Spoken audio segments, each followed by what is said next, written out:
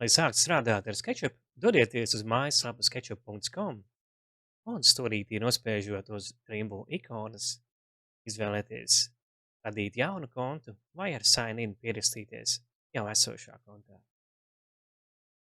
Pierakstīties iespējams izmantojot jūsu e-pastu, atsevišķu autentifikācijas aplikāciju vai savienojot kontu kopā ar Google, Apple vai Microsoft kontiem.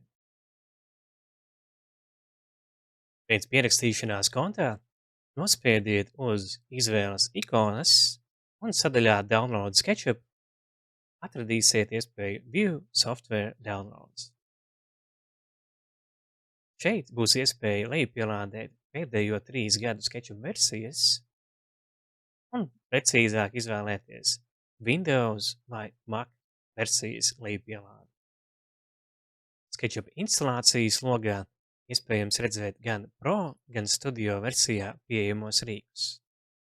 Ja jums būtu Pro licences abonements, tad nekas no šiem rīkiem nav jāatzīmē, jāizvēlās tikai instalācijas valoda un mape, kurā instalēsiet SketchUp. Ja vēlaties izmēģināt Studio versijā pieejamos rīkus, tad iespējams papildus tos atzīmēt šeit, vai arī vēlāk tos uzstādīt arī atsevišķi.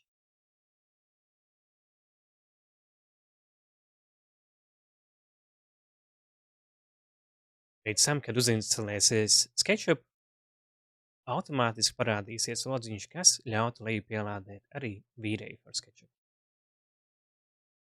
Pēc SketchUp uzstādīšanas sākuma logā Welcome to SketchUp vajadzētu ar Sign in palīdzību pierakstīties. Atvērsies vaļā interneta pārlūkloks, kurā jums vēlreiz vajadzētu pierakstīties ar savu Trimble ID kontu. Šādi pierakstīties nepieciešams vismaz reizi mēnesī, papildus izmantojot arī verifikācijas kodu, kas atnāks uz jūsu e-pastu.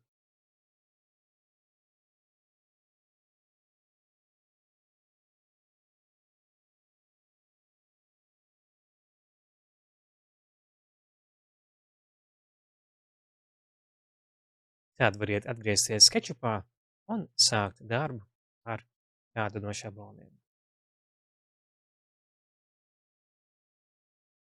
Turot vaļā SketchUp, varat nospiest uz sadaļas Help, lai redzētu, kādā kontā esat pierakstījies, un, ja nepieciešams, no šejienes iespējams arī izrakstīties ārā. Ja piekļūtu klāt VRay un papildus lejupielādēm, izvēles logā paņemiet View Account, izvēlieties jūsu kompāniju, tad Account Management Portal, tad vēlreiz jūsu kompāniju un opciju Purchased via Info Air Latvija. Tad pie My Products atradīsiet jūsu abonementu un zemāk pie View Included Applications atradīsiet VRay Windows versijas lejupielādi un citus Studio versijā pieejamos rīkus. Ja atrastu jaunāko VRay Mac versijas instalācijas failu, dodieties uz mājaslapu chaos.com un augšā stūrītī ar Sign in pierakstieties, izmantojot jūsu Trimble ID kontu.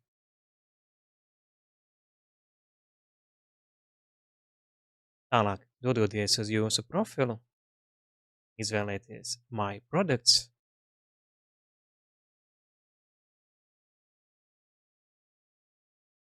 pēc tam sadaļa Download, All Products, un pie VRay izvēles būtu jāpaņem SketchUp versija, jānospiež Go to Other Versions,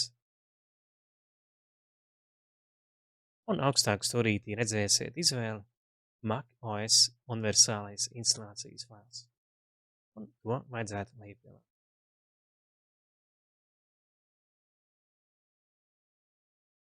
Lai pārbaudītu vīrēja darbību, var noklikšķināt uz renderēšanas ikonas, un ja viss ir korekti, vajadzētu parādīties vīrēja frame buffer logam.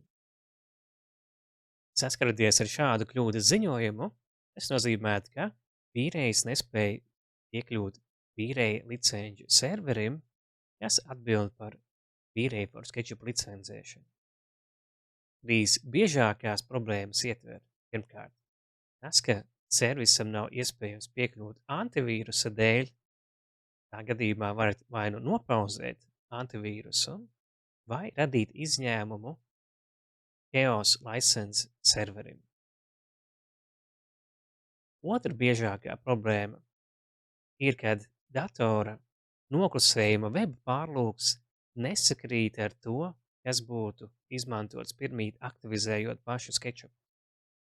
Tāpēc, ja, piemēram, aktivizācija veicāt caur Chrome pārlūku, tad arī pašam datoram uzstādiet kā noklusējumu pārlūku Chrome.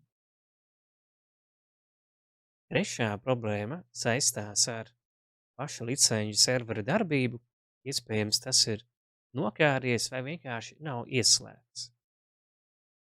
To būtu iespējams manuāli aktivizēt, izmantojot Windows Search darbības. Pirmkārt, searchā vajadzētu ierakstīt Stop Chaos License Server.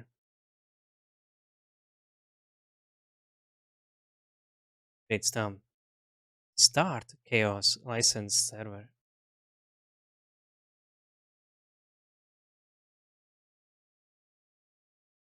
Un, visbeidzot, Manage Chaos License Server, lai pārbaudītu tā licences darbību. Atveroties licenču servera logam, jums vajadzētu redzēt jūsu vīrēja for SketchUp Studio licenci. Ja to neredziet, pārbaudiet, vai esat pierakstījies ar pareizo e-pasta kontu.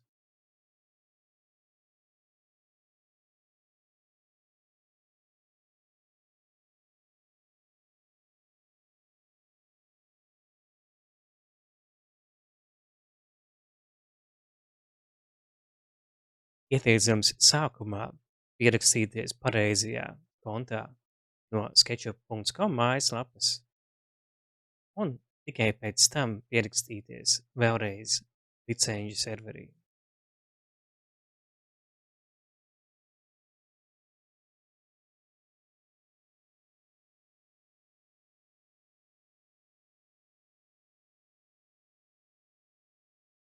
Ja viss korekti, redzēsiet, ka aktivizācija veikta veiksmīgi un varēsiet sākt renderēt SketchUp logā.